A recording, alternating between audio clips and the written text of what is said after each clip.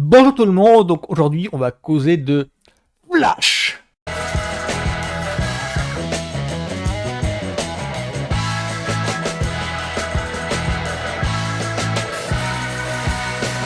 Oui, excusez-moi de prendre tant d'effet pour ne serait-ce que ces quelques minutes parce que pour moi c'est un jour à marquer une paire blanche. Non, moi je ne déconne pas, c'est à marquer une paire blanche. Parce que la première fois où j'ai entendu parler d'un projet, d'un film sur Flash, le super-héros de DC, ça date des années début 2000. Je ne plaisante toujours pas. C'est à partir de là, en fait, où j'en ai entendu parler. Pour vous remettre dans le contexte, en début 2000, il y avait... Alors, Marvel s'accaparait déjà l'attention, et captait l'attention du grand public, avec des succès comme Blade avec Wesley Snipes, qui n'était pas encore affilié Marvel, mais dès le deuxième, ça commence à changer.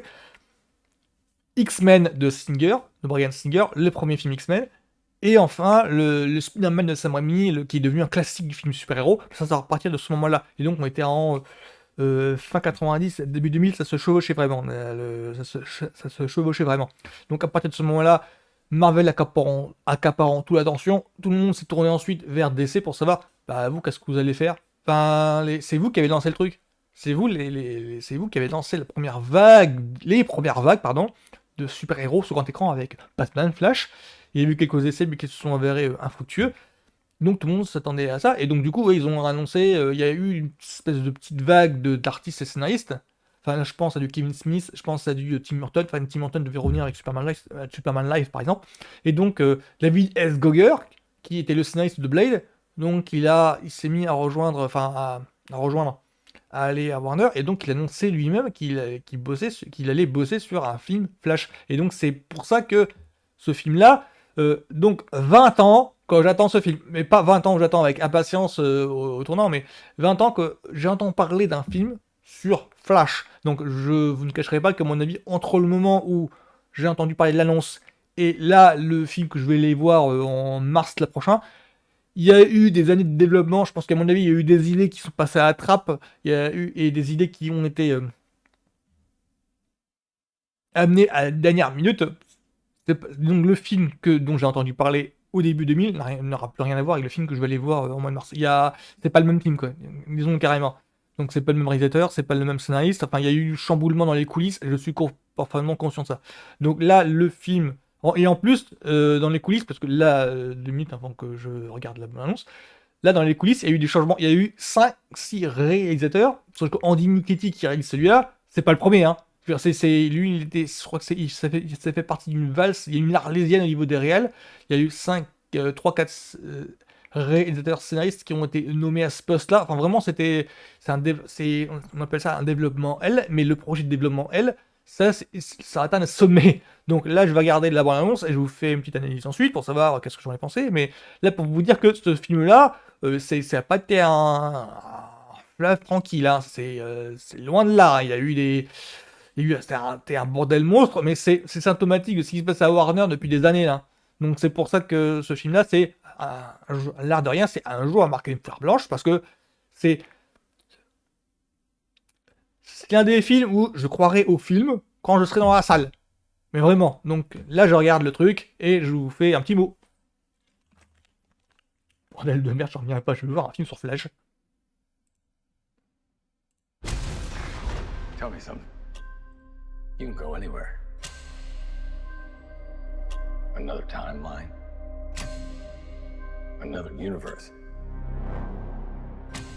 So why do you want to stay and fight to save this one? Because this is the world where my mom lives. I'm not gonna lose her Ok, again. donc on reprend le...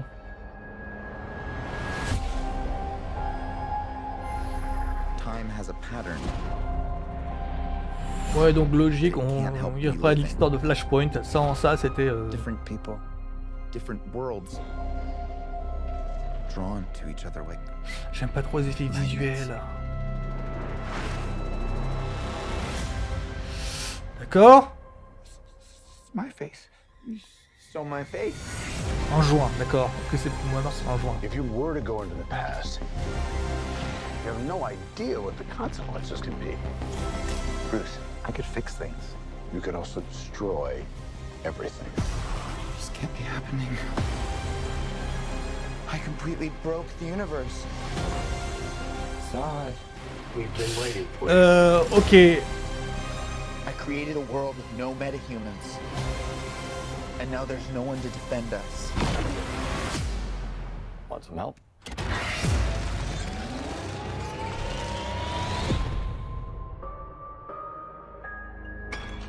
Oh. You are. Yeah. I'm Batman. Ouais, il y a du changement.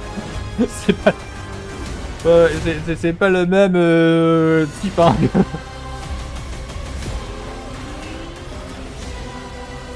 If I can't undo what I did, if I can't get back, there might not be a future.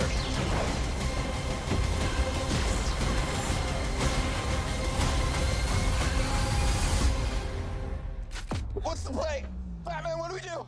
We try not to die.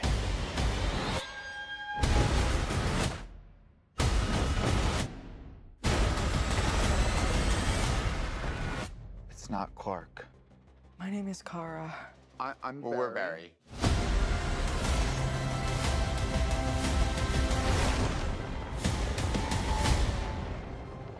Barry, what are you doing? Our kids are gonna want to see this. 14 juin, d'accord. D'accord. Bah, ça a l'air d'être sympa.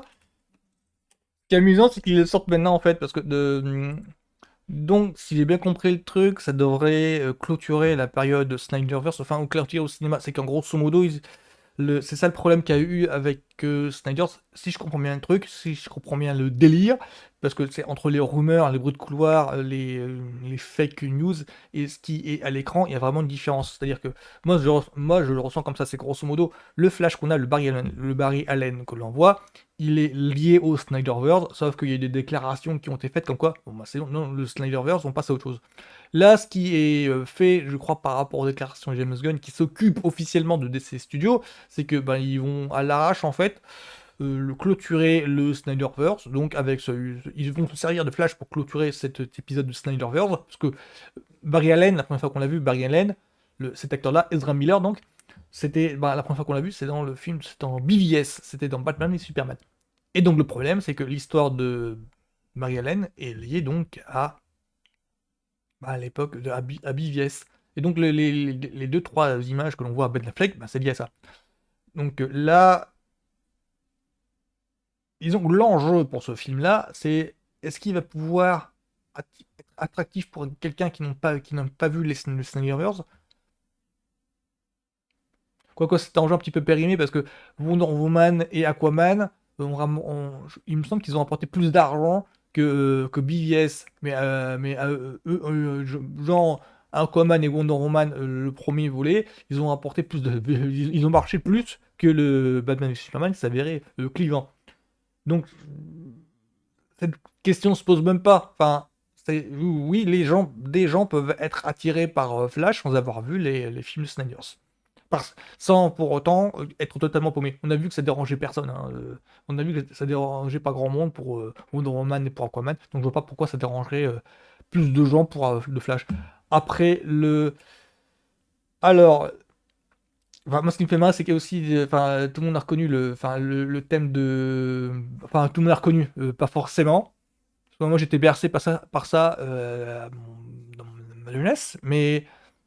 Le Batman de Keaton, oui, il est confirmé là, mais à mon avis, c'est pas le Batman version 89, parce que là, il fait des trucs, des acrobaties, il en était incapable en 88-89, hein. Le costume était super. Alors, à moins qu'il y ait un petit détail sur le changement de costume, ce qui m'étonnerait pas, l'air de rien, je suis en train de soulever une petite incohérence que je vois à mes yeux, mais c'en est peut-être pas une, c'est simplement peut-être une preuve que, bah oui, mais le mec a fait carrière après. Enfin, on est en 2023, le film de 88-89. Ouais, il y a eu en 30 ans, il a eu le temps de modifier son costume largement. Donc, voilà, je me demande si je me prends pas la tête pour rien. C'est qu'en grosso modo, c'est juste une preuve que le mec a évolué. C'est pas le même costume simplement qu'en 88-89. Bon, voilà, ils peuvent s'en sortir comme ça, avec au terme d'une réplique, au détour d'une réplique, c'est pas la peine de se prendre la tête. Donc là, pour ma part, ça a l'air spectaculaire, mais c'est amusant en fait de sortir ça parce que, maintenant, parce que l'an dernier, et que ce soit applaudi par tous les fans de l'essai, l'an dernier, Marvel a sorti absolument le même truc avec Spider-Man No Way Home, il s'est fait lyncher. Mais vraiment, c'est en termes de ouais, trop facile, fan service et tout. Là, ils font pareil, mais vraiment pareil. Enfin, là, c'est pareil. Enfin, le Michael Keaton n'a pas les cinéphiles, les fans de DC qui connaissent. Enfin, à mon avis, je pense pas que les gamins, ils aient vu les premiers films, ou alors ils tombent des films regarde. Donc là, c'est un petit peu, on va dire, mon coup de gueule au terme de cette annonce-là, parce que pour moi, il est très spectaculaire, mais quoique ça fait pas autant de ça fait pas autant de fan service, parce que le Michael Keaton. Ah, enfin bon. Grosso modo, il y a une espèce d'alliance de jouer avec, il y a une espèce de façon de jouer avec le multivers qui me rappelle moi ce que fait Marvel maintenant, et en mieux je trouve, parce que là c'est vraiment lancé, bazardé, parce que là Marvel ça fait depuis plusieurs trucs qu'ils font. Là Warner, j'ai l'impression qu'ils ont sorti ça mais d'un tiroir pour essayer de rebondir avec leur DCU qui avec un univers avec lequel ils galèrent. Donc moi je verrai ça tranquillement, donc c'est au mois de juin, je pensais que c'était en mars, mais non, c'est donc au mois de juin, je le confonds avec un autre film, je pense que je le confonds peut-être avec Scream. Donc là c'est fin juin, donc ouais, moi ça me donne envie, surtout vu les déclarations qui sont faites, mais officielles de la part de Gunn. Donc là, je prévois, au moins parce que c'est un film que j'attendais beaucoup, et donc j'ai assisté au développement L, enfin que j'ai entendu parler du développement L qui s'est passé, la base des réalisateurs. Parce qu'à un moment donné, je crois que il y avait deux mecs qui devaient s'occuper, mais finalement c'est Andy Muschietti qui est un réalisateur de films d'horreur. Il a fait un film qui s'appelle Mama que j'ai beaucoup aimé, par exemple. Je crois qu'il fait aussi ça, Il est revenu, le premier et deuxième partie, enfin il y a eu le film ça, un film ça qui adapte en fait le, le ça de Stephen King, c'est lui qui a fait ça. Donc Flash pour moi, ouais, ça s'annonce pas mal, et c'est petite curiosité, j'espère vraiment que ça va pouvoir rebondir, que l'univers DC va pouvoir rebondir sur de bons pieds, parce que là, que Black Adam, j'avais bien aimé, je regrette presque qu'ils aient pas continué comme ça. Enfin, je regrette presque, hein. Enfin, pour moi, c'était un bon moyen de. Ils avaient réussi à trouver un petit équilibre à assumer en fait pleinement que un film de comic book, ça devait être spectaculaire, alors que moi, les films de super-héros ou les super-héros bras du noir, c'était pas mon kiff, mais vraiment, c'est pas mon kiff. Donc là, Flash, ça a l'air d'être assumé, voulu.